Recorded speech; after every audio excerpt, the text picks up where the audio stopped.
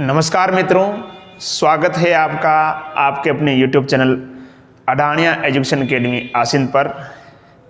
काफ़ी लंबे समय बाद अपनी मुलाकात हो रही है।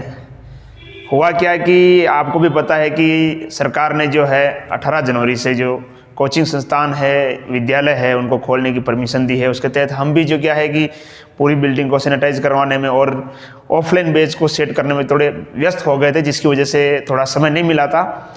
क्योंकि काफ़ी जो बैच है उनका सेटअप मतलब टाइम टेबल सेट करना और टीचर फैकल्टी सेट करना, और दूसरी क्या कि हमारे पास हमने कोई स्टूडियो नहीं बना रखा है, क्योंकि हम सारी चीज़ें निःशुल्क अवेलेबल करा रहे हैं। हम कोई कमाई तो कर नहीं रहे, कोई चार्ज कोर्स तो हमने प्रोवाइड करवा नहीं रखा है। तो इसलिए जो भी हमारे जो क्लासरूम होते हैं वहीं से हम क्लास की क्या करते हैं, रिकॉर्डिंग करते हैं और आपको अवेलेबल करवाते हैं। तो क्या कि जो क्लासरूम है वो ऑफलाइन क्लास के अंदर काम आ रहे हैं, तो इसकी वजह से थोड़ा समय नहीं मिल पाता है। आज भी जब अब मैं वीडियो रिकॉर्डिंग कर रहा हूँ तो समय हो रहा है, देखिए रात के 8:30 बज रहे हैं, तो उस वक्त क्लास ये रिकॉर्ड की जा रही है। तो जो भी है, लेकिन अब भी जब भी जैसे जैसे मुझे समय मिलेगा हम क्या करेंगे, आपको क्लास प्रोवाइड करवाते रहेंगे। और ये मैं कह सकता हूँ आपको दावे के साथ कि मेरी कोशिश रहेगी कि फरवरी एंड तक, पहले मैंने हालांकि आपको जनवरी बोला था, लेकिन फरवरी एंड तक जो है आपका कोर्स जो है वो हम कंप्लीट करवा देंगे। दूसरी चीज़ आपने देख लिया होगा कि अभी 15 जनवरी को ही माध्यमिक शिक्षा बोर्ड ने जो है आपके परीक्षा पैटर्न को लेकर, यानी कोरोना की वजह से जो सिलेबस कटा है उसके अकॉर्डिंग अब जो आपका जो है पेपर होगा, यानी बोर्ड का जो एग्जाम होगा किस प्रकार से होगा, वो उसका जो मॉडल पेपर जो है माध्यमिक शिक्षा बोर्ड ने जारी कर दिए हैं। और हमने इसको टेलीग्राम चैनल पर भी हमने डाल दिया है। मैं उम्मीद करता हूं कि आपने देख लिए होंगे, और नहीं देखे तो आप जाके टेलीग्राम जो हमारा है चैनल है उसको सब्सक्राइब करके उसके अंदर आप देख सकते हैं। चैनल को ज्वाइन करके उसके अंदर हमने मॉडल पेपर जो है वो डाल रखे जो माध्यमिक शिक्षा बोर्ड ने जारी किए हैं, जिसके अंदर आपने देखा होगा कि ऑब्जेक्टिव क्वेश्चन भी जो है वो पूछे जाने वाले हैं। ठीक है, तो चलिए आज की कक्षा हम प्रारंभ करते हैं। हमारा ऑर्गेनिक केमिस्ट्री का एक चैप्टर बचा हुआ था, अपना लेसन नंबर 16 जो है वो अपना बचा हुआ था स्टीरियो केमिस्ट्री, या जिसे अपन कह सकते हैं त्रिविम रसायन, है ना। ऑर्गेनिक केमिस्ट्री का एक ही चैप्टर अपना बचा हुआ था, उसको आज अपन शुरू करते हैं। त्रिविम रसायन बहुत ही बेसिक आज का लेक्चर रहने वाला है। त्रिविम रसायन यानी स्टीरियो केमिस्ट्री, लेसन नंबर 16 जो है क्या है अपना, त्रिविम रसायन। त्रिविम रसायन या जिसे अपन बोल सकते हैं स्टीरियो केमिस्ट्री। देखिए इसके अंदर जो अपन पढ़ेंगे मुख्य रूप से समावयवता के बारे में बात करेंगे। ठीक है, अब बात आती है कि सर ये समावयवता क्या होती है, तो चलो उसको अपन थोड़ा डिस्कस कर लेते हैं समावयवता को लेकर। देखिएगा यहां अपन बात करते हैं एक बार समावयवता के बारे में, आइसोमेरिज्म जिसे अपन बोल सकते हैं समावयवता, आइसोमेरिज्म। देखिए समावयवता किसे कहते हैं कि दो या दो से अधिक ऐसे यौगिक जिनके अणुसूत्र समान हो लेकिन उनके भौतिक और रासायनिक गुण क्या हो, भिन्न भिन्न हो, उन्हें अपन क्या कहते हैं, समावयवी कहते हैं। दो या दो से अधिक ऐसे यौगिक जिनके अणुसूत्र क्या हो, समान हो, लेकिन उनके भौतिक और रासायनिक गुण क्या हो, भिन्न भिन्न हो, उन्हें अपन क्या कहते हैं, संरचना समावयवी कहते हैं, और या समावयवी कहते हैं। और ये जो घटना है क्या कहलाती है, समावयवता कहलाती है। ठीक है, तो समावयवता की अगर अपन बात करें जो दो प्रकार की होती है समावयवता, एक होती है संरचनात्मक समावयवता, स्ट्रक्चरल आइसोमेरिज्म, संरचनात्मक समावयवता, और दूसरी जो होती है ये होती है त्रिविम समावयवता। त्रिविम समावयवता, त्रिविम समावयवता। देखिएगा संरचनात्मक समावयवता जो है हमें इस चैप्टर में मुख्य रूप से अपन बात करेंगे, जैसे कि आपने देखा कि होगा चैप्टर का नाम क्या है, त्रिविम रसायन।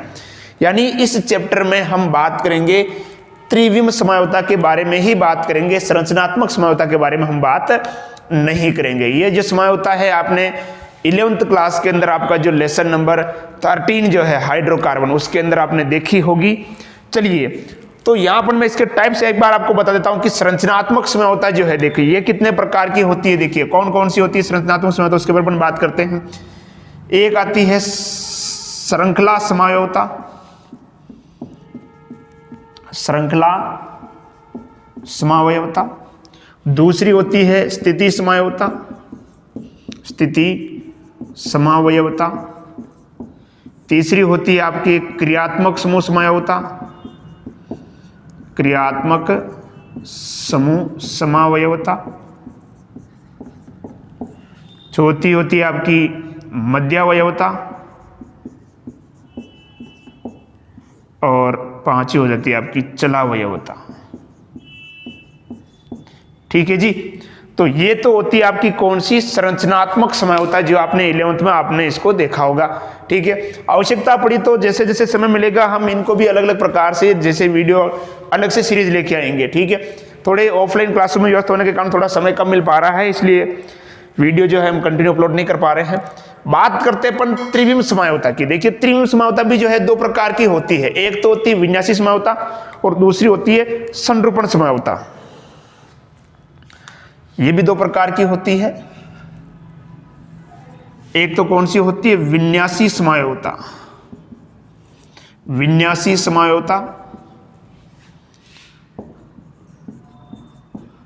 और दूसरी होती है आपके संरूपण समावयवता, यानी कन्फर्मेशनल आइसोमेरिज्म, संरूपण समावयवता। देखिए जो विन्यासी समावयवता जो होती है, कॉन्फिगरेशनल आइसोमेरिज्म, ये फिर से इसको अपन दो प्रकार में बांट विभाजित कर सकते हैं। एक तो होती है ज्यामितीय समावयवता, ज्यामितीय समावयवता, और दूसरी होती है आपकी प्रकाशिक समावयवता, ऑप्टिकल आइसोमेरिज्म, प्रकाशिक समावयवता। ठीक है जी। तो यहां पर अपन जो बात करेंगे, अपना जो ये जो चैप्टर रहेगा, इनमें अपन इन तीन चीजों के बारे में बात करेंगे, ज्यामितीय समावयवता, प्रकाशिक समावयवता और संरूपण समावयवता। पूरा जो चैप्टर है अपन इन तीन टॉपिक के ऊपर अपना जो चैप्टर है ये रहेगा। बाकी इन टॉपिक की अगर अपन बात करें तो ये जो टॉपिक है आप 11th के अंदर पढ़ चुके हो, अगर नहीं पढ़े तो थोड़ा इंतजार कीजिए, जैसे समय मिलेगा हम इनको भी लेकर आएंगे। ठीक है जी। तो आप चाहो तो इसका एक बार फटाफट स्क्रीनशॉट ले लो, फिर अपन बात करते हैं इसके बारे में। जनरली मैं आपको थोड़ा थोड़ा बता देता हूं। देखो संरचनात्मक समावयवता किसे कहेंगे, संरचनात्मक समावयवता किसे कहेंगे, दो या दो से अधिक ऐसे यौगिक जिनके अणुसूत्र समान हो लेकिन उनकी संरचना क्या हो, भिन्न भिन्न हो। दो या दो से अधिक ऐसे यौगिक जिनके अणुसूत्र समान हो लेकिन संरचना भिन्न भिन्न हो, उन्हें अपन क्या कहते हैं, संरचनात्मक समावयवता कहते हैं। ठीक है जी, या संरचनात्मक समावयवी कहते हैं, और ये जो घटना है क्या कहलाती है, संरचनात्मक समावयवता कहलाती है। अब इसके टाइप्स की बात कर लेते हैं। श्रृंखला समावयवता, यानी इसमें अपन कहेंगे कि दो या दो से अधिक ऐसे यौगिक, मार्कर का ये कैप खुल गया, देखिए, दो या दो से अधिक ऐसे यौगिक जिनके अणुसूत्र समान हो लेकिन मुख्य श्रृंखला में कार्बन की संख्या क्या हो, भिन्न भिन्न हो, उन्हें अपन क्या कहते हैं, श्रृंखला समावयवी कहते हैं, और ये घटना क्या कहलाती है, श्रृंखला समावयवता कहलाती है। अगले अपन बात करें स्थिति समावयवता के बारे में, तो क्या कह सकते हैं, दो या दो से अधिक ऐसे यौगिक जिनके अणुसूत्र समान हो लेकिन उनमें जो प्रतिस्थापी होते हैं या क्रियात्मक समूह होते हैं उनकी स्थिति भिन्न भिन्न हो, उन्हें अपन क्या कहते हैं, स्थिति समावयवी कहते हैं। इनमें अणुसूत्र समान होगा लेकिन क्रियात्मक समूह क्या होंगे, अलग अलग होंगे। ठीक है, इसके अंदर क्या होगा कि जो मध्य में जो समूह होगा उसके अगल बगल में जुड़े हुए समूह क्या हो जाएंगे, भिन्न भिन्न, यानी एथिल मेथिल एथिल एथिल, इस प्रकार से हो सकता है इसके अंदर।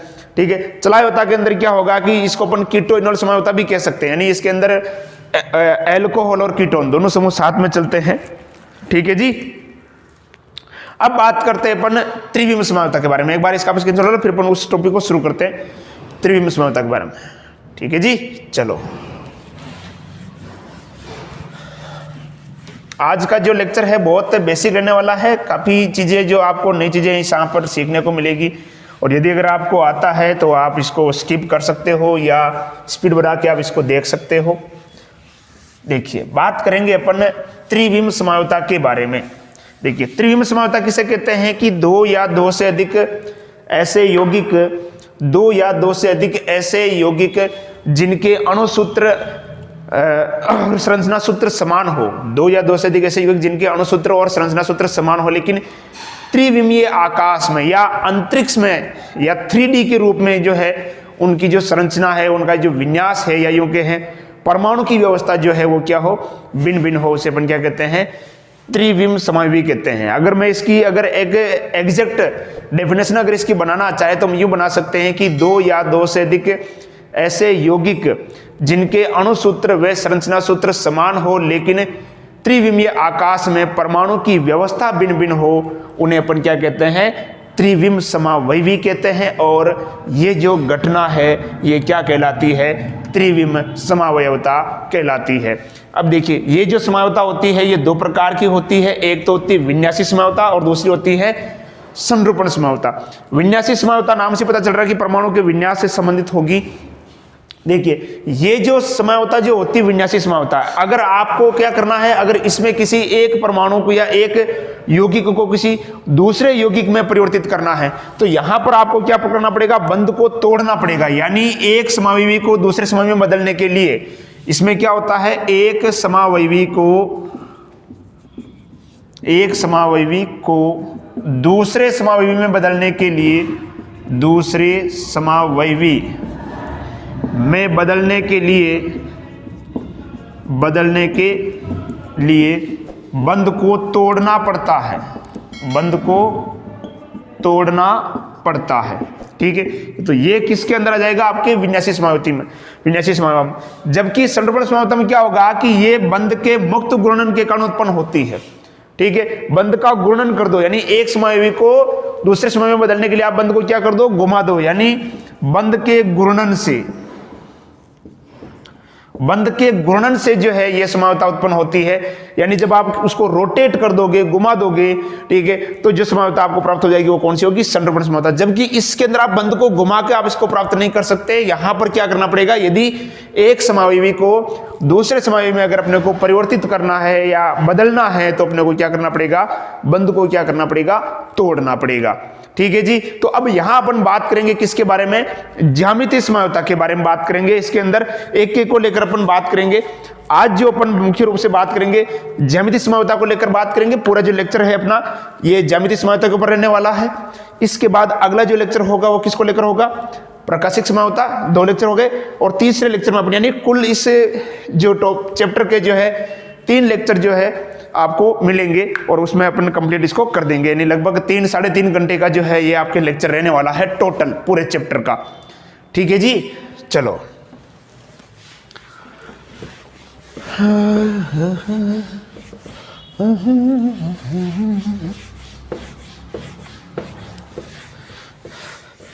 दिन भर की थकान। देखिए अगली जो अपन बात करेंगे वो बात करेंगे अपन ज्यामितीय समावयवता के बारे में। किसके बारे में, ज्यामितीय समावयवता के बारे में अपन बात करने वाले हैं। देखिएगा ज्यामितीय समावयवता, मेरी हिंदी पे ना जाए, ज्यामितीय समावयवता। वो सारे सोच रहे हैं सर ज्यामिति थोड़ा सा ढंग के लिखो। अरे चलता है यार, क्या फर्क पड़ रहा है यार, साइंस के अंदर कौन चेक कर रहा है हिंदी। देखिएगा ये जो है ये प्रतिबंधित घूर्णन के कारण होती है। यानी जिन यौगिकों में मुक्त घूर्णन संभव नहीं होता है, जिन यौगिकों में मुक्त घूर्णन संभव नहीं होता है उनके अंदर पाई जाती है ये ज्यामितीय समावयवता। जैसे मान लो कि मेरे पास एक यौगिक है ना, एक परमाणु ये है, दूसरा परमाणु ये है, इनके अंदर देखो मुक्त घूर्णन हो सकता है। तो जिनके अंदर मुक्त घूर्णन होगा उनके अंदर ज्यामितीय समावयवता नहीं होगी।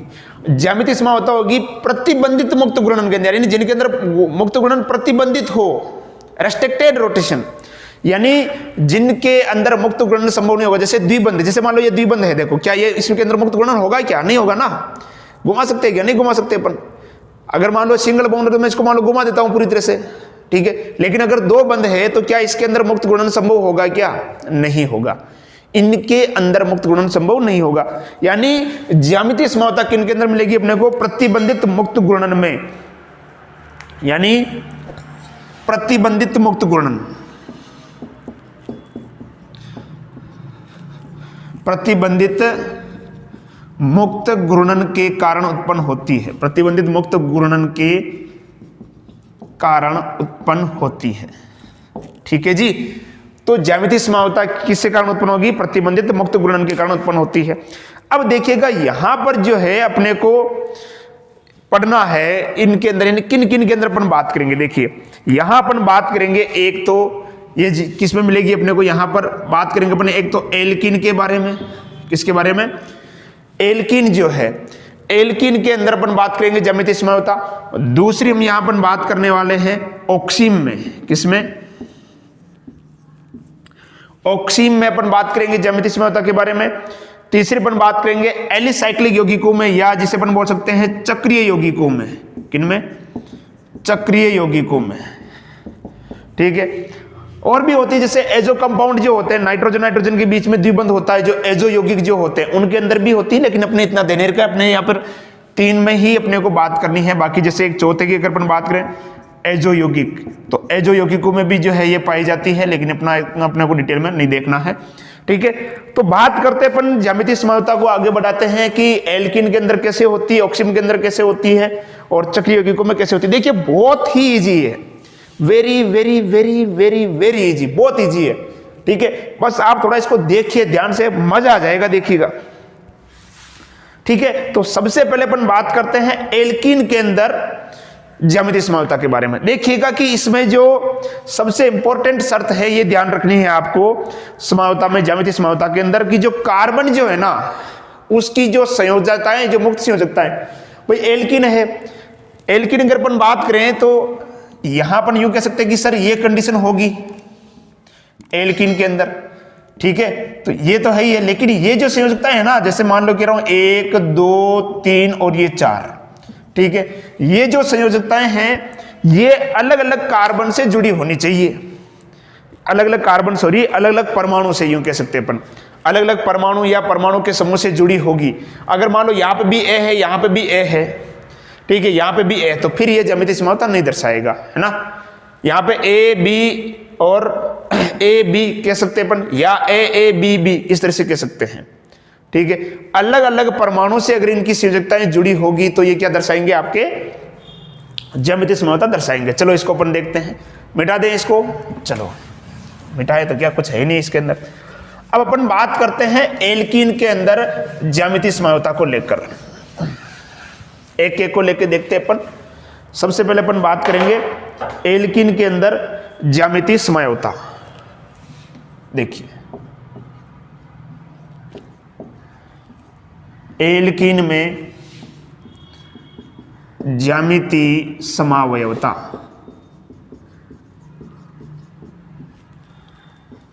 देखिए यहां पर अपन कोई सा भी एक एग्जांपल ले रहा हूं मैं आपके सामने, जैसे CH3 CH double bond CH CH3। ठीक है। अब मैं इसको थोड़ा खोल के लिख रहा हूं, ठीक है, समझिएगा ध्यान से। ये CH CH है ना, तो इसको ऐसे लिख रहा हूं मैं, ये कार्बन और यहां पर ये द्विबंध। ठीक है। फिर ये कार्बन, एक तरफ क्या लग रहा है इसके, देखो CH3 लग रहा है, एक तरफ क्या लग रहा है, H लग रहा है। फिर इसके देखो एक तरफ क्या लग रहा है, CH3 लग रहा है, एक तरफ क्या लग रहा है, H लग रहा है। तो यहां आप देख सकते हो कि दोनों समान समूह एक तरफ है। जब ऐसी कंडीशन हो कि दोनों एक ही प्रकार के समूह एक तरफ हो, ठीक है, तो उसे अपन बोलेंगे समपक्ष। क्या बोलेंगे? समपक्ष, या इंग्लिश में बोल देते हैं इसको सिस। क्या बोलेंगे? सिस या समपक्ष। जब समान समूह एक तरफ हो तो क्या बोलेंगे? समपक्ष या सिस कहेंगे। और यदि ये क्या हो, अलग अलग तरफ हो जाए इस तरह से, CH3 इधर मैं जोड़ देता हूं, H इधर जोड़ देता हूं मैं, आपके ये H है ये, और इधर ये आ गया आपका CH3। ठीक है। अब देख सकते हैं ये विपरीत हो गए एक दूसरे के, तो इसे अपन बोलेंगे विपक्ष। क्या बोलेंगे? विपक्ष, या इंग्लिश में बोलते हैं ट्रांस। क्या बोलते हैं? ट्रांस या विपक्ष। ठीक है। तो मेरे हिसाब से आपको समझ में आ गया होगा कि यदि समान समूह एक तरफ हो तो समपक्ष या सिस, और यदि समान समूह एक दूसरे के क्या हो, विपरीत हो, तो उसे अपन क्या बोलेंगे? विपक्ष या ट्रांस कहेंगे। ठीक है। तो यहां एक चीज और मैं साथ में इनके रासायनिक गुण या भौतिक गुण भी जो मैं आपको बताते चलता हूं, ताकि अपने को अलग से डिस्कस करने की आवश्यकता नहीं पड़ेगी कि इनके भौतिक गुण क्या होते हैं, रासायनिक गुण में साथ में बताते चलता हूं। देखिएगा, अगर मैं यहां बात करूं कि ये जो CH3 है ना, ये जो समूह है, ये CH3 कौन सा प्रभाव दर्शाता है? आप कहोगे सर ये +I प्रभाव दर्शाता है। कौन सा दर्शाता है? +I प्रभाव दर्शाता है। ठीक है। यानी ये इलेक्ट्रॉन को इधर धकेलेगा और ये इलेक्ट्रॉन को इधर धकेलेगा, ठीक है, तो क्या ये एक दूसरे के प्रभाव को निरस्त कर रहे हैं क्या? नहीं कर रहे हैं। यानी इनका जो द्विध्रुव आघूर्ण है, यानी म्यू जो है, क्या लिख रहा हूं, इनका म्यू जो है ये 0 नहीं होगा, कुछ ना कुछ होगा। म्यू जो है यानी द्विध्रुव आघूर्ण जो है ये 0 नहीं होगा, कुछ ना कुछ होगा। ठीक है, अब देखिएगा, समान समूह एक तरफ है तो प्रतिकर्षण क्या होगा? अधिक होगा। समझिएगा ध्यान से, समान समूह एक तरफ, प्रतिकर्षण क्या होगा? अधिक होगा। प्रतिकर्षण अधिक होगा तो ऊर्जा क्या होगी? अधिक होगी। ऊर्जा अधिक होगी तो क्रियाशीलता क्या होगी? अधिक होगी। ऊर्जा अधिक होगी तो क्रियाशीलता क्या होगी? अधिक होगी। और क्रियाशीलता अधिक होगी तो स्थायित्व क्या होगा? कम होगा। क्रियाशीलता अगर अधिक होगी तो स्थायित्व क्या होगा? कम होगा। समझ लीजिएगा ध्यान से कि यहां पर देखिएगा, ये इलेक्ट्रॉन को इधर धकेलेगा, ये इधर धकेलेगा। क्या दोनों की दिशा एक दूसरे के विपरीत है? नहीं है। अगर दोनों की दिशा अगर एक दूसरे के विपरीत होती तो ये क्या करते? एक दूसरे के प्रभाव को क्या कर देते? निरस्त कर देते, जिसकी वजह से इनका जो द्विध्रुव आघूर्ण है वो क्या हो जाता? 0 हो जाता। लेकिन ये एक दूसरे के प्रभाव को निरस्त नहीं कर रहे हैं, इसलिए इनका द्विध्रुव आघूर्ण 0 नहीं होगा, कुछ ना कुछ होगा, कुछ ना कुछ होगा। कितना होगा वो अलग बात है, लेकिन 0 नहीं होगा। ठीक है, अब यहां अपन बात करते, देखिए यहां पर ये CH3 समूह ये क्या दर्शाता है? प्लस आई प्रभाव, यानी ये इलेक्ट्रॉन को धकेलेगा इधर और ये इलेक्ट्रॉन को धकेलेगा इधर। अब देखिएगा, दोनों की दिशा एक दूसरे के क्या है? विपरीत है। ठीक है, दोनों की दिशा एक दूसरे की क्या है? विपरीत है। ठीक है, विपरीत होने के कारण ये क्या करेंगे? एक दूसरे के प्रभाव को क्या कर देंगे? निरस्त कर देंगे, जिसके कारण इनका जो द्विध्रुव आघूर्ण है म्यू जो है वो क्या होगा? 0 होगा। क्या होगा? 0। समान समूह एक दूसरे के विपरीत दिशा में है तो प्रतिकर्षण क्या होगा? कम होगा। प्रतिकर्षण क्या होगा? कम होगा। प्रतिकर्षण कम होगा तो इनकी ऊर्जा क्या होगी? कम होगी। ऊर्जा क्या होगी? कम होगी। ऊर्जा कम होगी तो क्रियाशीलता भी क्या होगी? कम होगी। ऊर्जा कम होगी तो क्रियाशीलता भी कम होगी, और क्रियाशीलता कम होगी तो स्थायित्व क्या होगा? अधिक होगा। क्रियाशीलता कम होगी तो स्थायित्व क्या होगा? अधिक होगा। ठीक है जी, तो ये अपन ने यहां पर चीज देखी। ठीक है, समपक्ष विपक्ष आपके समझ में आ गया होगा। यदि समान समूह एक तरफ हो तो क्या कहेंगे? समपक्ष। यदि समान समूह एक दूसरे क्या हो? विपरीत, तो क्या कह देंगे? विपक्ष। ठीक है, ये एक दूसरे के प्रभाव को क्या करेंगे? निरस्त, तो चुंबकीय आघूर्ण क्या हो जाएगा? 0। समान समूह एक दूसरे के विपरीत दिशा में है तो प्रतिकर्षण क्या होगा? कम। प्रतिकर्षण कम होगा तो ऊर्जा क्या होगी? कम। ऊर्जा कम होगी तो क्रियाशीलता भी क्या होगी? कम होगी, और क्रियाशीलता कम होगी तो स्थायित्व क्या होगा? बढ़ेगा। क्या होगा? बढ़ेगा। ठीक है, तो आप इसका फटाफट एक बार स्क्रीनशॉट ले लो, तब तक मैं भी थोड़ा पानी पी लेता हूं।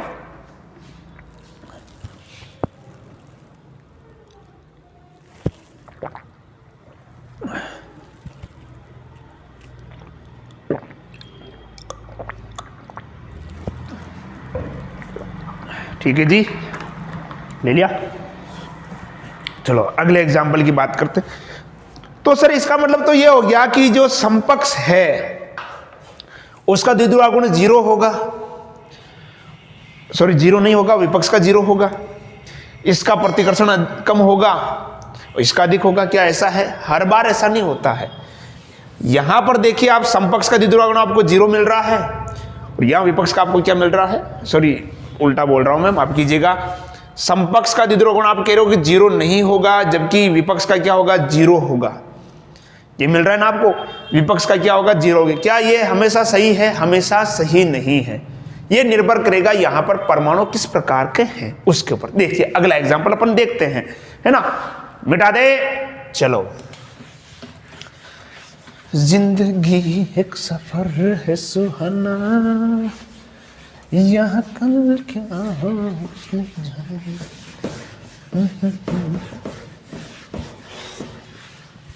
देखिए, एनर्जिक रहना बहुत जरूरी है। हम पूरे दिन भर की थकान के बाद में सुबह से 7 बजे से लेकर शाम को 7 बजे तक कंटिन्यू क्लास ले रहा हूँ, फिर भी आज मैंने मूड बनाया कि समय निकाल के मैं क्लास लूँगा, वीडियो रिकॉर्ड करेंगे कैसे भी करके। तो अगर मन में ठान लिया तो कोई काम मुश्किल नहीं है। आप मेरे चेहरे पे देख सकते हो थकान नजर आ रही क्या? आ रही क्या थकान? चेहरे पे थकान नजर आ रही क्या? नहीं आ रही है ना? तो एनर्जी करो यार, ठीक है। देखिए अगला एग्जांपल अपन लेके देखते हैं ना, देखिएगा सीधा यहां जोड़ देता हूं मैं CH3, इधर जोड़ दिया मैंने H, इधर जोड़ दिया मैंने H, इधर जोड़ दिया मैंने Cl, ठीक है। फिर लेते हैं अपन ये जो Cl मैं इसको इधर लिख देता हूं, ये Cl इधर आ गया मेरे पास H, इधर ये CH3 और इधर ये H, ठीक है। अब मैं आपको कहूं कि ये क्या है, ये क्या है? अब आप कंफ्यूजन में कि सर यहां पर तो ये उल्टे दिखते, लेकिन इनको छोड़ दो यार, इनको देखो ना, ये दोनों समान समूह हैं। ये समान समूह एक तरफ है, समान समूह एक तरफ है तो क्या हो जाएगा? समपक्ष यानी सिस, इंग्लिश में बोले तो, हिंदी में समपक्ष। और यहां समान समूह एक दूसरे के क्या हो गए? विपरीत यानी विपक्ष यानी ट्रांस। विपक्ष हिंदी में क्या बोलेंगे इसको? विपक्ष, ठीक है। हिंदी मीडियम के लिए अपन हिंदी का लिखते, इसको बोलेंगे अपन समपक्ष। अब देखो ध्यान से, यहां पर ये क्या करेगा बताओ? ये करेगा इलेक्ट्रॉन को इधर धकेलेगा और ये इसको इधर खींचेगा, क्योंकि अपन जानते हैं क्लोरीन की विद्युत ऋणता कार्बन से क्या होती है? अधिक होती है, और इसलिए क्लोरीन क्या दर्शाता है? -I प्रभाव दर्शाता है, जबकि मेथिल समूह क्या दर्शाता है? +I प्रभाव दर्शाता है। मेथिल क्या दर्शाता है? +I प्रभाव, ये दर्शाता है -I प्रभाव। यहां देखो ये इलेक्ट्रॉन को धकेलेगा इधर और ये इधर खींचेगा, और उल्टा हो गया सर, दिशा क्या हो गई? समान हो गई, विपक्ष है, यानी इसका द्विध्रुव गुण μ0 होगा क्या? नहीं होगा। क्यों नहीं होगा? 0 कब होता? जब ये एक दूसरे के प्रभाव को क्या करते? निरस्त कर देते। क्या कर देते? निरस्त कर देते। जब इसकी दिशा इधर होती और इसकी दिशा इधर है, तब जाके एक दूसरे को निरस्त करते, लेकिन इसकी दिशा भी इधर है, इसकी भी इधर है, तो यानी ये तो निरस्त हो गई नहीं। इसलिए मैंने कहा था कि जरूरी नहीं है कि जो विपक्ष है उसका जो द्विध्रुव गुण हमेशा 0 हो, ये कोई जरूरी नहीं है, ये कोई जरूरी नहीं है, कतई जरूरी नहीं है कि जो विपक्ष है उसका द्विध्रुव गुण क्या हो? 0 हो, ठीक है। तो ये एक छोटा सा एग्जाम्पल मैंने आपको बताया था सीधा सा, बाकी ऐसा कुछ भी नहीं है इसके अंदर, ठीक है। बाकी बहुत सारे एग्जाम्पल आप कर सकते हो, उसमें ऐसा कुछ भी नहीं है। मिटा दें? चलो अगला देखते हैं अपन।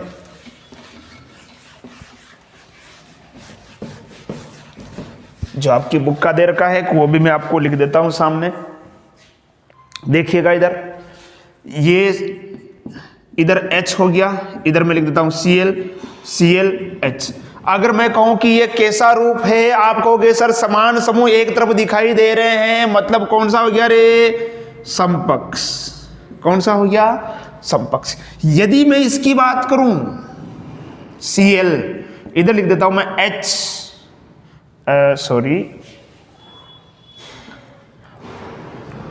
Cl, इधर लिख देता हूं मैं H और इधर लिख देता हूं मैं ये H। अब मैं कहूं कि ये कैसा रूप है, आप कहोगे सर समान समूह जो है एक दूसरे के विपरीत दिशा में दिखाई दे रहे हैं, जिसके कारण जो ये होगा, ये क्या होगा? विपक्ष। कौन सा रूप हो जाएगा? विपक्ष रूप हो जाएगा। कौन सा हो जाएगा? विपक्ष रूप हो जाएगा, ठीक है जी। मिटा दें? मिटा दें? चलो अगला देखते हैं, और जो आपके दे रखा है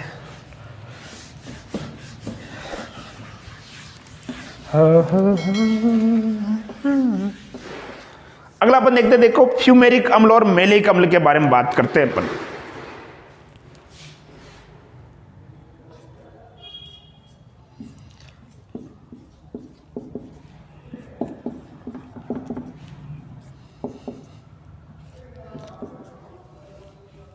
एक तो ये हो गया, एक इसके नीचे बना रहा हूं मैं दूसरा, यहां बना देता हूं मैं, चलो COOH H, और यहां पे भी हो जाएगा ये आपके COOH और ये H, ठीक है। तो यहां कट तो नहीं रहा, एक बार मैं चेक कर लेता हूं, दिख रहा है बराबर? चलो ठीक। देखिएगा ऊपर वाला जो है इसको अपन बोलेंगे मैलिक अम्ल, क्योंकि समान समूह एक ही तरफ है ना, तो समपक्ष कह सकते हैं इसको अपन बोलेंगे मैलेइक अम्ल। समान समूह एक तरफ तो बोल सकते हैं अपन इसको समपक्ष। अब यहां आप देख सकते हो समान समूह एक दूसरे के क्या है, विपरीत है, एक दूसरे के क्या है, विपरीत। तो इसको अपन बोलते हैं फ्यूमेरिक अम्ल। क्या बोलते हैं? फ्यूमेरिक अम्ल बोलते हैं इसको। क्या बोलते हैं? फ्यूमेरिक अम्ल। अब बात ये आती, क्वेश्चन ये बन सकता है कि जब इनसे अपन क्या बनाएंगे, एनहाइड्राइड बनाएं। क्या बनाएं? एनहाइड्राइड। ठीक है, तो मैलेइक अम्ल से एनहाइड्राइड बनाने के लिए कम तापमान की आवश्यकता होती है, जबकि फ्यूमेरिक अम्ल से एनहाइड्राइड बनाने के लिए अधिक तापमान की आवश्यकता होती है। क्यों? यूं अपन इसका यहां पर अपन क्वेश्चन बना इस प्रकार से बना सकते हैं कि ऐसा आखिर क्यों होता है, आखिर ऐसा क्यों होता है। ठीक है, जो मैलेइक अम्ल है यहां से लगभग 140 डिग्री सेल्सियस तापमान पर, यानी यहां से आप देख सकते हो कि जब इसको अपन क्या करेंगे, गर्म करेंगे, जब इसको अपन क्या करेंगे, गर्म करेंगे, तो यहां से क्या निकल जाएगा, ये H2O निकल जाएगा। कितने तापमान पर? 140 डिग्री सेल्सियस तापमान पर जब इसको गर्म किया जाता है तो यहां से क्या निकल जाता है, H2O निकल जाता है। H2O निकल जाता है और ये क्या बन जाएगा आपका, एनहाइड्राइड बन जाएगा। देखिएगा, ये हाइड्रोजन डबल बॉन्ड, इधर ये हाइड्रोजन, इधर क्या बचा बताओ, C डबल बॉन्ड O बचा है ना। ठीक है, C डबल बॉन्ड O और ये O, और इधर भी लिख देता हूं मैं ये C डबल बॉन्ड O और ये O। ये बन गया आपके, क्या बन गया, एनहाइड्राइड बन गया। क्या बन गया? एनहाइड्राइड। जबकि जब यहां से जब अपने को अगर एनहाइड्राइड बनाना है तो अपने को गर्म करना पड़ेगा इसको लगभग 270 डिग्री सेल्सियस ताप तक, तब जाके इसमें से जल निकलेगा। अब बात है सर ऐसा क्यों हुआ। ठीक है, मैंने बताया था अगर आपसे कहा जाए कि मान लो कि एक पदार्थ जो है 50 डिग्री सेल्सियस पर क्रिया कर रहा है और दूसरा 80 डिग्री सेल्सियस तापमान पर क्रिया कर रहा है या 120 पर क्रिया कर रहा है, तो आप बताओ कि दोनों में से क्रियाशीलता किसकी ज्यादा होगी। एक पदार्थ ऐसा है, समझिएगा ध्यान से, कोई पदार्थ ए है जो 50 डिग्री सेल्सियस ताप पर, पदार्थ ए 50 डिग्री सेल्सियस ताप पर उत्पाद में बदल जाता है, जबकि पदार्थ बी जो है ये 80 डिग्री सेल्सियस पर उत्पाद में बदलता है। पदार्थ ए 50 डिग्री सेल्सियस ताप पर उत्पाद में बदल जाता है, जबकि पदार्थ बी 80 डिग्री सेल्सियस ताप पर उत्पाद में बदलता है। अब मैं आपसे पूछूं कि इनमें से ज्यादा क्रियाशीलता किसकी है या कौन ज्यादा क्रियाशील है। आप कहोगे सर जो कम ताप पर उत्पाद में बदल रहा है वो ज्यादा क्रियाशील है, इसलिए इसको कम ताप की आवश्यकता है। ठीक है, जबकि बी जो है ये कम क्रियाशील है। ठीक है, इसलिए इसको ज्यादा ताप की आवश्यकता है। मैंने बताया था कि क्रियाशीलता और स्थायित्व में जो संबंध होता है क्या होता है, व्युत्क्रमानुपाती का होता है। ध्यान दीजिएगा, अगर ऊर्जा बढ़ेगी तो क्या होगा, क्रियाशीलता बढ़ेगी। सॉरी, क्रियाशीलता हो गया, क्रियाशीलता।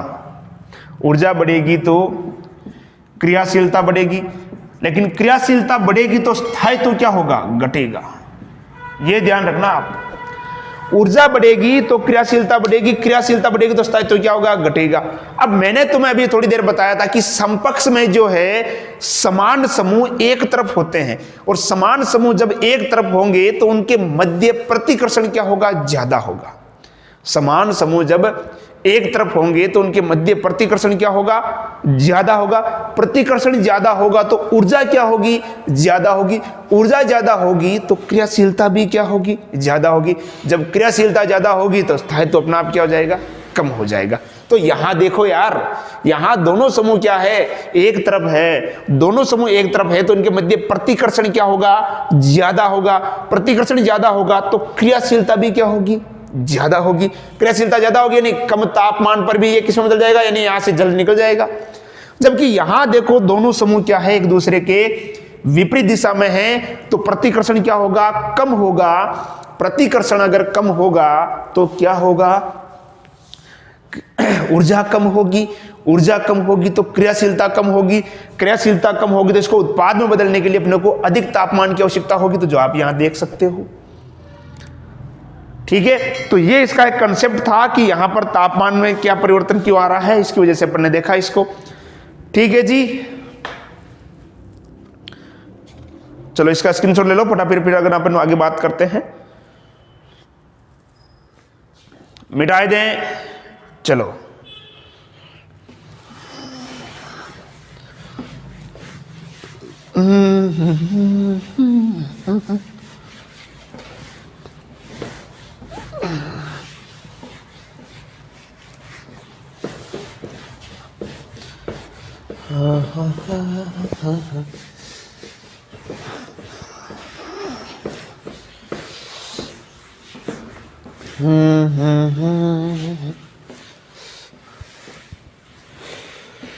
समय हो गया है, 9 बज चुके हैं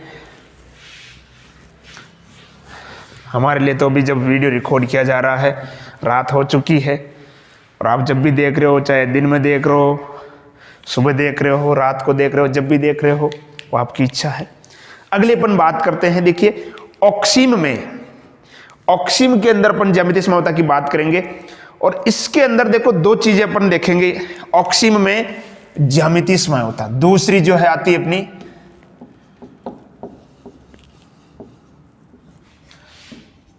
ऑक्सीम में ज्यामितीय समवयवता।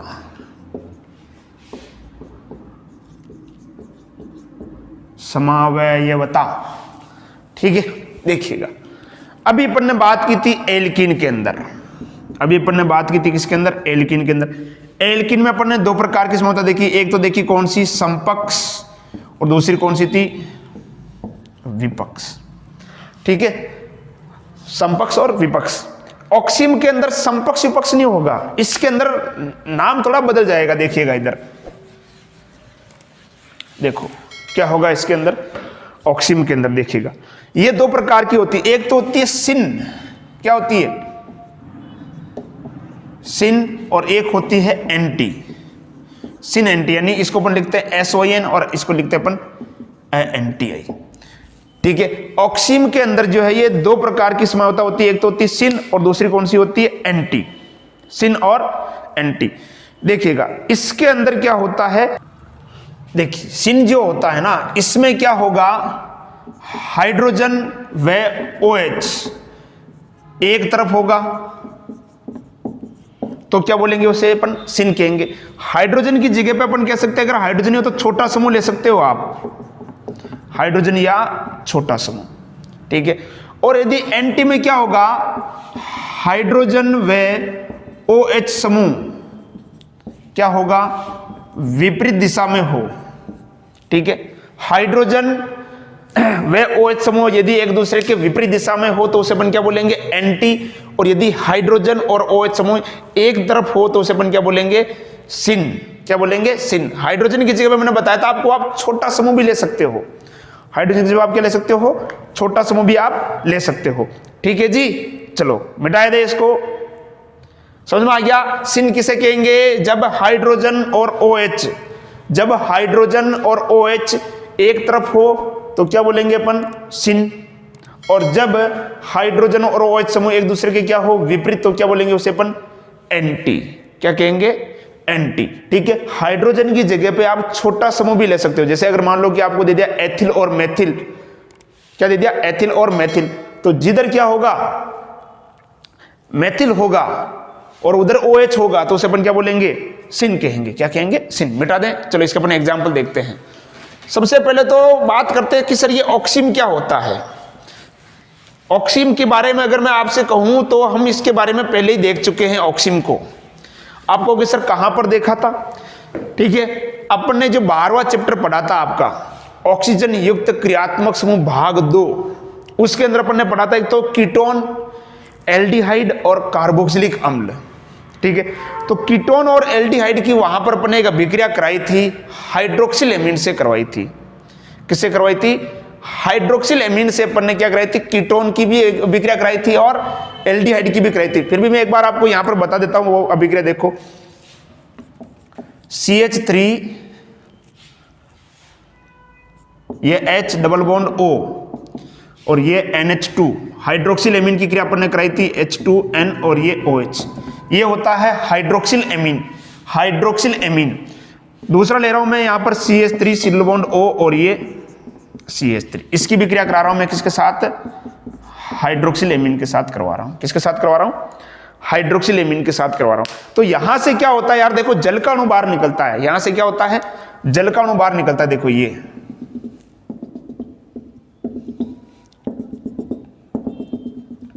यहां से ये जल का अणु बाहर निकल जाता है और ये क्या मिलेगा आपको, देखिएगा इधर ध्यान से। अब मैं इसको ऐसे लिख रहा हूं, मैं थोड़ी एक बार साधारण तरह से लिख देता हूं ताकि आपके किसी प्रकार का कंफ्यूजन ना रहे, फिर इसको अपन बना लेंगे।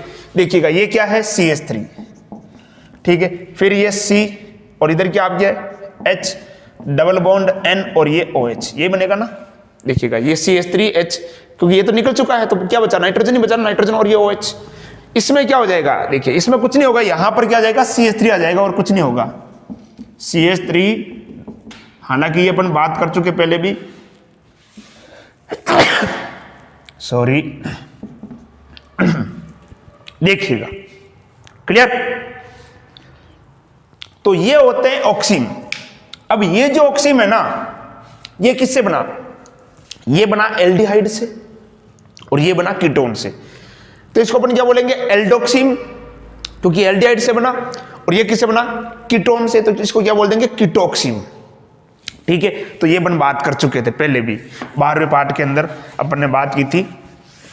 तो ये है आपका ऑक्सीन। अब देखते हैं इस ऑक्सीन में ज्यामितीय समावता कैसे होती है। देखिएगा कार्बन है और ये नाइट्रोजन के साथ द्विबंध के साथ जुड़ा हुआ है। इधर लिख दिया मैंने ये OH, कार्बन के साथ इधर लिख दिया मैंने H, और इधर क्या जोड़ दिया मैंने ये CH3। अभी मैंने बताया था कि यदि H और OH, यदि H और OH क्या हो, एक तरफ हो, यदि H और OH क्या हो, एक तरफ हो, तो उसे अपन क्या बोलते हैं, यदि H और OH एक तरफ हो तो उसे अपन बोलते हैं सिन। क्या बोलते हैं, सिन बोलते हैं। ठीक है, और यदि H और OH एक दूसरे के क्या हो, विपरीत हो, ये C और ये H, N इधर लिख देता हूं मैं, ये OH और ये CH3। यदि H और OH दूसरे के क्या हो, विपरीत हो, जैसे कि आप देख सकते हो, तो इसको अपन क्या बोलेंगे, एंटी। क्या बोलेंगे, एंटी। ठीक है जी, आगे समझ में। यदि H और OH एक दूसरे के क्या हो, एक ही तरफ हो, तो उसे अपन क्या बोलेंगे, सिन, और एक दूसरे के क्या हो, विपरीत हो, तो उसे अपन क्या बोलेंगे, एंटी कहेंगे। क्या कहेंगे, एंटी। अब यदि यहां पर मैं थोड़ा सा इसको अगर मान लो बदल दो, इसको थोड़ा सा देखिएगा ध्यान से, यहां पर मैं इसको थोड़ा सा क्या कर देता हूं, परिवर्तित कर देता हूं। ठीक है, अब यहां मैं लगा देता हूं आपके इस तरफ C6H5। ठीक है जी, और यहां लगा देता हूं मैं C6H5। ठीक है, अब देखिएगा मैंने बताया था कि हाइड्रोजन अगर नहीं हो तो आप देख सकते हो छोटा समूह देख सकते हो। अब यहां पर बताओ, ये तो है आपका फेनिल, C6H5 फेनिल कह सकते हैं ना, और ये है मेथिल। अब दोनों में से छोटा समूह कौन सा है, आप कहोगे सर छोटा समूह ये है, तो छोटा समूह और OH एक दूसरे के क्या है, विपरीत है। छोटा समूह और OH एक दूसरे के क्या है, विपरीत, तो इसका नाम क्या हो जाएगा, एंटी। छोटा समूह और OH एक दूसरे के क्या है, विपरीत है, तो इसका नाम क्या हो जाएगा, एंटी। क्या हो जाएगा, एंटी। और यहां देख सकते हो अब छोटा समूह और OH एक ही दूसरा दिशा में है, तो इसका नाम क्या हो जाएगा, सिन। इसका नाम क्या हो जाएगा, सिन। ठीक है जी, तो एंटी सिन क्या होते हैं ये आपके समझ में आ गया होगा। ठीक है जी, तो सीधा सा ध्यान रखना है, इतना कोई लोड लेने वाली कोई बात नहीं है, इनके अंदर कोई रॉकेट साइंस नहीं है, बहुत इजी चैप्टर है। आज तक इस चैप्टर से किसी के नंबर नहीं कटे, मैंने तो नंबर कटते हुए नहीं देखे कभी भी।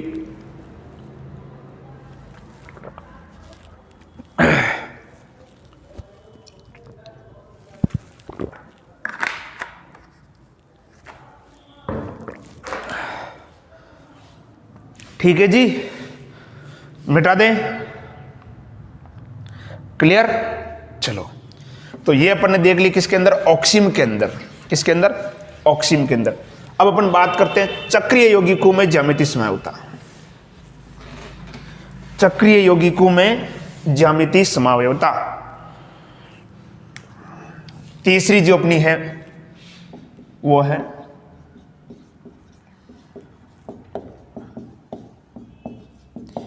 चक्रीय यौगिकों में ज्यामितीय समावयवता। साइक्लिक कंपाउंड के अंदर अपन देखेंगे। ठीक है जी, तो सबसे पहले अपन देखते हैं, इधर देखो, अगर मैं आपसे कहूं कि ये क्या है तो आप कहोगे सर ये है साइक्लोप्रोपेन। क्या है? साइक्लोप्रोपेन। लेकिन यदि मैं यहां पर ऐसे कर दूं, यहां पर ये हाइड्रोजन, यहां पर ये CH3 और यहां पर ये हाइड्रोजन और यहां पर ये CH3, तो आप क्या कहोगे? अब आप कहोगे सर यहां पर 2 मेथिल दिखाई दे रहे हैं, 2 मेथिल है, फिर साइक्लोप्रोपेन, तो नाम क्या हो जाएगा? Dimethyl cyclopropane. ठीक है, अब आप देख सकते हो दोनों CH3 नीचे की तरफ है, यानी एक ही तरफ है, और जब दोनों समूह एक तरफ होगा तो उसे अपन क्या बोलेंगे? समपक्ष। क्या बोलेंगे? समपक्ष। और यदि एक समूह को मैं क्या कर दूं, इसको इन्हें पलट दूं थोड़ा सा, इसको अगर मैं थोड़ा सा क्या कर दूं, पलट दूं, इसको मैं इस तरह से कर दूं, ये यहां लिख देता हूं मैं CH3, इधर लिख देता हूं मैं H, इधर ये H, इधर ये CH3, तो आप देख सकते हो ये एक दूसरे के क्या हो गए बताओ? अपोजिट हो गए। जब ये एक दूसरे के अपोजिट हो गए तो इसको अपन क्या बोलेंगे? विपक्ष रूप कहेंगे। क्या कहेंगे? विपक्ष रूप कहेंगे। ठीक है जी, चलो तो आ गया समझ में ये आपके। ठीक है, जब समान समूह एक तरफ हो तो उसे अपन क्या कह सकते हैं? समपक्ष, और जब समान समूह एक दूसरे के क्या हो? विपरीत, तो उसे अपन क्या कह सकते हैं? विपक्ष कह सकते हैं। क्या कह सकते हैं? विपक्ष। मिटा दें इसको, चलो और भी देख लेते हैं एक दो अपन, कोई दिक्कत नहीं है, आराम से मजे से।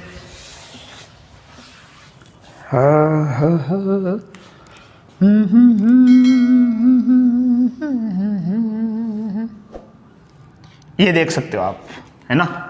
यहां मैं जोड़ देता हूं इसको यहां पर, जैसे H और ये CH3 और ये CH3 और ये H। अब आप खुद बताओ कि ये क्या हो सकता है? सोचो सोचो सोचो, फटाफट सोचो। तो आप कह सकते हो कि सर यहां समान समूह जो है एक ही दिशा में है, इसलिए ये क्या हो जाएगा? समपक्ष हो जाएगा। क्या हो जाएगा? समपक्ष।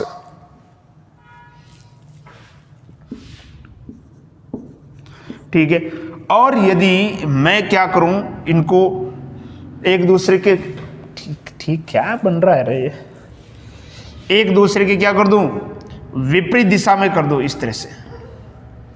ठीक है, यहां पर मैं CH3 को ऊपर लगा दूं, CH3 ये H, और इधर लिख देता हूं मैं ये H, और इधर ये क्या लिख देता हूं मैं CH3, तो एक दूसरे के क्या हो गए बताओ? विपरीत, तो क्या हो जाएगा? विपक्ष। क्या हो जाएगा? विपक्ष।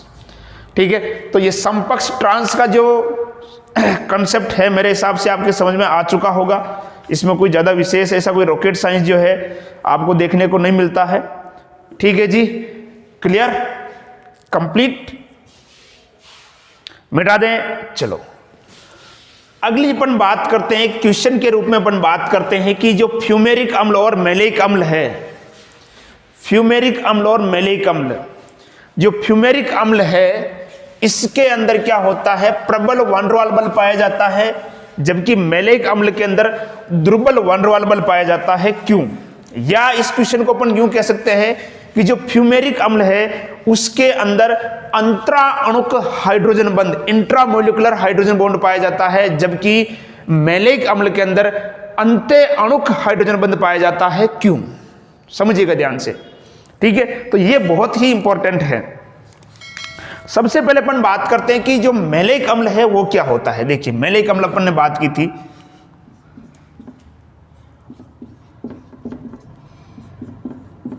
ये होता है मैलेइक अम्ल।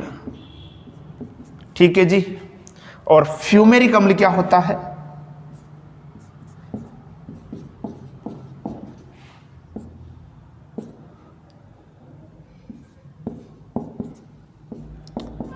ये होता है आपका फ्यूमेरिक अम्ल। अब देखिएगा, सबसे पहले बात करेंगे अपन, कह रहे कि इसके अंदर अंत्य अणुक हाइड्रोजन बंध होता है, इसके अंदर क्या होता है? अंतरा अणुक हाइड्रोजन बंध होता है। देखो अंत्य अणुक हाइड्रोजन बंध किसे कहते हैं? जब हाइड्रोजन बंध जो है एक ही अणु के 2 परमाणु के मध्य बनता हो, जब हाइड्रोजन बंध एक ही अणु के 2 परमाणु के मध्य बनता हो तो उसे अपन क्या कहते हैं? उसे अपन कहते हैं अंत्य अणुक हाइड्रोजन बंध।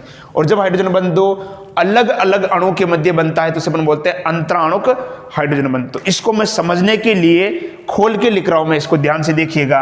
COOH जो दोनों तरफ आपको दिखाई दे रहे हैं, ठीक है, तो मैं इसको कुछ इस प्रकार से लिख रहा हूं, ये C डबल बॉन्ड O, ये O और ये H, यहां पे भी लिख रहा हूं, इसको मैं इस प्रकार से लिख रहा हूं C डबल बॉन्ड O और ये H। तो यहां इनके बीच में क्या बन जाएगा, ये हाइड्रोजन बंध बन जाएगा। तो यहां आप देख सकते हो कि एक ही अणु के दो अलग अलग परमाणु के बीच में बन रहा है। तो ये क्या हो गया, अंतः अणुक हाइड्रोजन बंध। और यहां अगर इसको मैं खोल के लिखूं तो यहां पर जो हाइड्रोजन बंध बनेगा, इसको अगर मैं इस तरह से खोल के लिखूं, ये OH, तो ये इधर आगे किसी के साथ बनाएगा, और इधर लिखूं मैं इसको इस तरह से खोल के,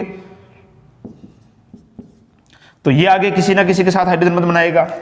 ठीक है, तो इसलिए अपन कह सकते हैं कि इसके अंदर जो हाइड्रोजन बंध बनेगा, कौन सा बनेगा, अंतः अणुक हाइड्रोजन बंध बनेगा। और इसके अंदर कौन सा बनेगा, अंतराणुक हाइड्रोजन बंध बनेगा। कौन सा बनेगा, अंतराणुक हाइड्रोजन बंध। ठीक है, क्लियर। तो देखिए ये दो अलग अलग अणु के बीच में बनेगा, इसलिए क्या रहेगा, प्रबल रहेगा, जबकि यहां पर ये क्या रहेगा, दुर्बल रहेगा। क्या रहेगा, दुर्बल। ठीक है जी, तो आपके समझ में आ गया होगा। बाकी गलनांक पुतनांक का कोई विशेष कंसेप्ट नहीं है, आप देखोगे इजी समझ में आ जाएगा। और द्विध्रुव आघूर्ण यानी म्यू जो है, जीरो कब होगा, जीरो कब नहीं होगा, मैंने आपको बता दिया। यदि प्रतिकर्षित करने वाले समूह या इलेक्ट्रॉन को खींचने वाले समूह या इलेक्ट्रॉन को आकर्षित करने वाले समूह अगर एक दूसरे के विपरीत है, ठीक है, यानी एक इधर खींच रहा है, दूसरा इधर खींच रहा है, तो वो एक दूसरे के प्रभाव को क्या करेंगे, निरस्त करेंगे। यानी एक अगर लेफ्ट साइड में जा रहा है, दूसरा राइट साइड में जा रहा है, तो एक दूसरे के प्रभाव को क्या करेंगे, निरस्त करेंगे। जबकि दोनों की दिशा अगर क्या होगी, समान होगी, ठीक है, ये इधर है, ये इधर, तो भी वो एक दूसरे के प्रभाव को क्या करेंगे, निरस्त करेंगे। लेकिन जब ये भी इधर है, दूसरा भी इधर ही है, एक दिशा की, दोनों की दिशा अगर क्या होगी, समान होगी, तो वो एक दूसरे के प्रभाव को निरस्त नहीं कर पाएंगे। ऐसे में क्या होगा, उनका द्विध्रुवागुण शून्य नहीं होगा। लेकिन यदि उनकी दिशा क्या होगी, एक दूसरे के विपरीत होगी, तो क्या होगा, यदि उनकी दिशा एक दूसरे के विपरीत होगी तो वो एक दूसरे के प्रभाव को क्या कर देंगे, निरस्त कर देंगे। ऐसे में क्या होगा, उनका जो द्विध्रुव आघूर्ण जो है वो क्या हो जाएगा, शून्य हो जाएगा। ठीक है, तो आज की क्लास जो है अपन यहीं तक करते हैं। ये जो है आपकी ज्यामितीय समयोता जो है अपन ने कंप्लीट कर ली है।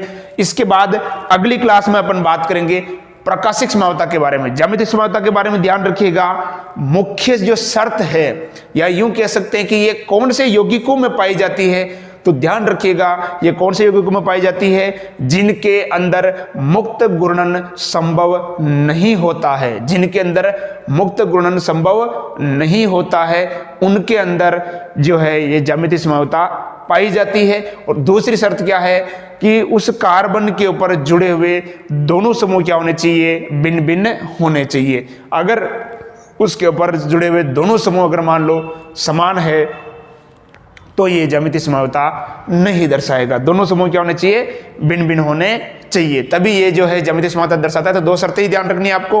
ठीक है जी, उम्मीद करता हूं कि ये क्लास जो है आपको पसंद आई होगी।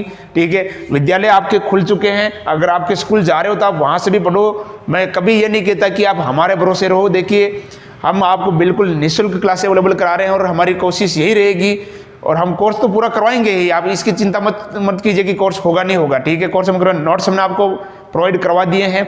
और दूसरी चीज़, जैसे कि हमने काम शुरू कर दिया है, आपके जो नया जो पैटर्न आया है बोर्ड एग्जाम का, कोरोना की वजह से चलते हुए, जिस प्रकार के माध्यमिक सब बोर्ड ने जो है मॉडल पेपर जारी किए हैं, मॉडल टेस्ट पेपर जारी किए हैं, उसी को ध्यान में रखते हुए हमने जो है प्रैक्टिस पेपर बनाने के या आपके प्री बोर्ड एग्जाम के जो है पेपर जो है हमने तैयार करना शुरू कर दिए हैं।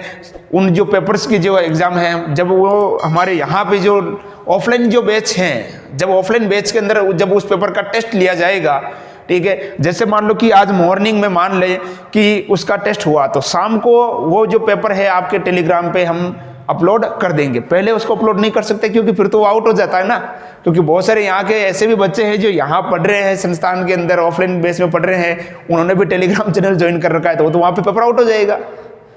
तो ये हम नहीं डाल सकते। पहले जब उसका टेस्ट यहाँ हो जाएगा हमारे ऑफलाइन बैच के अंदर, ठीक है, तो उसके बाद उस पेपर को हम टेलीग्राम पे अपलोड कर देंगे। तो आप भी जो भी टेलीग्राम से जुड़े हुए हैं या जिन्होंने चैनल को ज्वाइन नहीं किया है, आप ज्वाइन कर लें और पढ़ाई करते रहें।